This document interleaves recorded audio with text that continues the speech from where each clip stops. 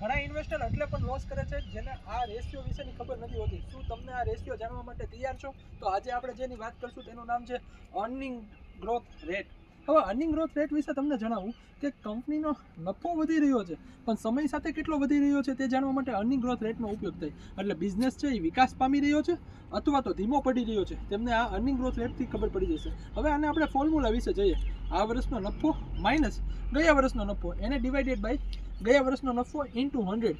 હવે આની અંદર આપણે ઇમ્પ્લિમેન્ટ કરીએ તો ગયા વર્ષનો નફો હતો 10 લાખ, આ વર્ષનો 15 લાખ થયો. 15 લાખમાંથી 10 લાખ વ્યા જાય, એને ડિવાઇડેડ બાય 10 લાખ ઇન્ટુ 100. એટલે આપણને 50% નફો આ વર્ષે વધીને આવ્યો, એ તમને ખ્યાલ આવી જશે. હવે આની અંદર આપણે બે કંપનીનું કમ્પેરિઝન કરીએ.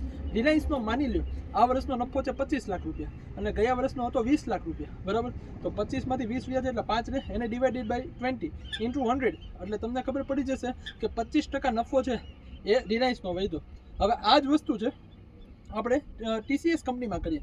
આ વર્ષનો નફો 20 લાખ રૂપિયા છે, ગયા વર્ષનો 10 લાખ હતો, તો ખબર પડી જશે કે ડબલ નફો વધ્યો છે, બરાબર? એટલે 100% ઇમ્પ્રુવમેન્ટ આ નફાની અંદર, આ કંપનીની અંદર આવ્યું છે. અર્નિંગ ગ્રોથ રેટથી તમને ખબર પડશે, બે કંપનીનું કમ્પેરિઝન કરશો એટલે પણ ખબર પડશે.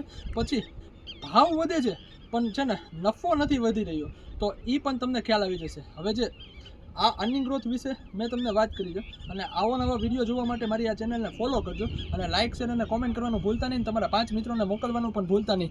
Don't worry, I am here. અને મને અર્નિંગ ગ્રોથ રેટ કોમેન્ટમાં લખજો, હું તમને તમારી કંપની વિશેનું જણાવીશ કેટલો છે અર્નિંગ ગ્રોથ રેટ.